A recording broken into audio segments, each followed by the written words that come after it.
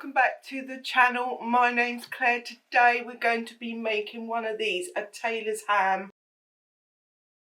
So what is a tailor's ham? It's an object that can help you with your pressing, essentially. It's called a ham because of the shape of it. It's got wool on the top, it's got cotton on the bottom. Those two things behave very differently under the heat of the iron, and that can really aid your pressing and help you achieve a professional finish. So you can buy these in the shop. Any haberdashery will sell these. So they cost about £20 or $25 usually, with just a few scraps of fabric, as we've got here. Not much bigger than a sheet of A4 paper, and some sawdust from the pet shop. We can make our own. So it's going to cost a couple of quid, £3–4 max.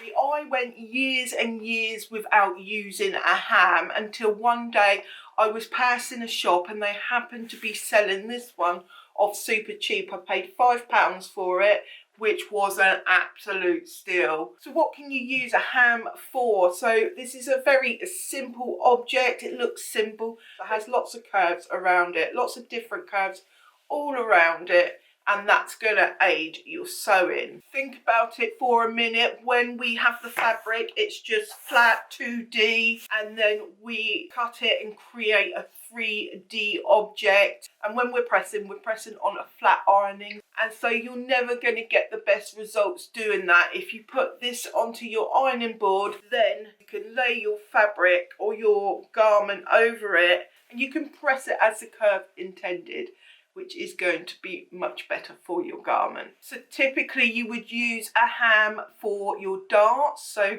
pressing near the tip of the dart, or the apex of the dart I should say, not the tip. Yeah, you might press your collars, you might press your neckband, you might press your cuffs, you might press your hem.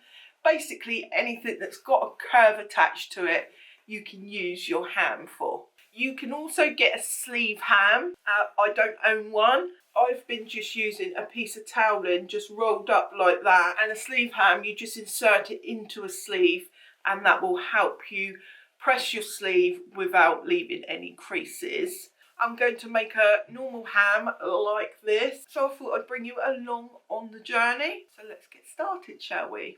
For this project, you're going to want some paper, a pen, some scissors, a ruler, some wool fabric and some sturdy cotton, plus some hamster bedding and some hand stitching needles and thread. Cats are not required. Could someone let them know, please? Draw a line vertically that's 11.5 inches long. Find the midpoint. I had a bit of trouble here working out the middle point, rain fog or something.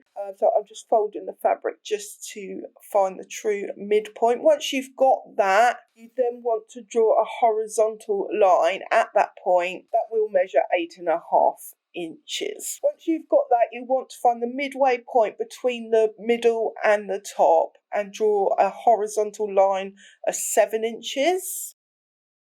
And again, the midway point between the middle and the bottom, which will be 8 inches. Now you want to draw a line right at the bottom, that'll be 4 inches, and one right at the top, that will be 2 inches.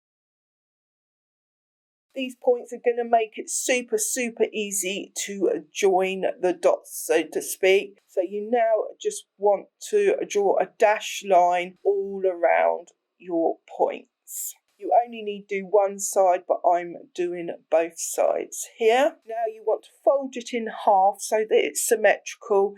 Then cut your pattern piece out, not forgetting to add 1/2 inch seam allowance.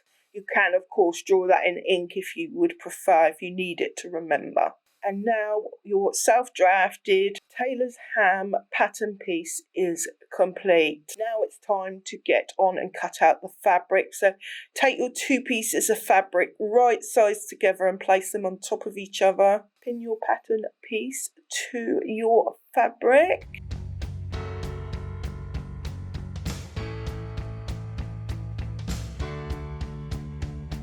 Once you've done that, just cut it out all around your pattern piece. So now you've got your pattern pieces put them right sides together and pin all around the edge, leaving a gap at the top of about 4 inches, maybe a bit less, where you will put your bedding in. I've used double pins so that I can remember to stop and start at the sewing machine. Heading over to your sewing machine, you'll sew all the way around, stopping at those pins.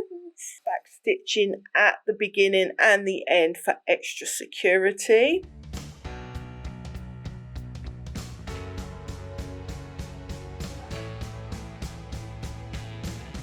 So here you can see me just going over my stitching a second time. This is just to make sure it's super secure because we will have hamster bedding inside and we don't want it coming away.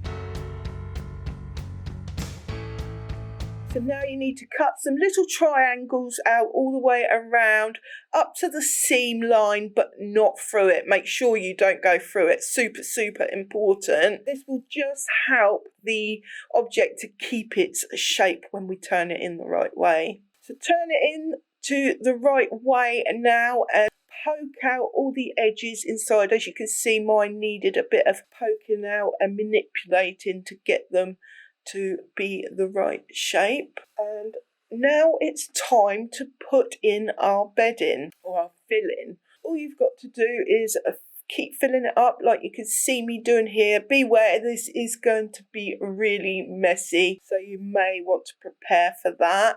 You can see the mess that it's making on my table here. So as you're filling it up, you want to really press it down so that there's no air left inside. We want the final ham to be really as solid as we possibly can. My shop bought one is super solid and mine won't be that solid, but it will be solid enough for my purposes. So just keep pushing it in, pushing it down, making sure you're pushing it into the sides as well, because it seemed to not go into the sides too well.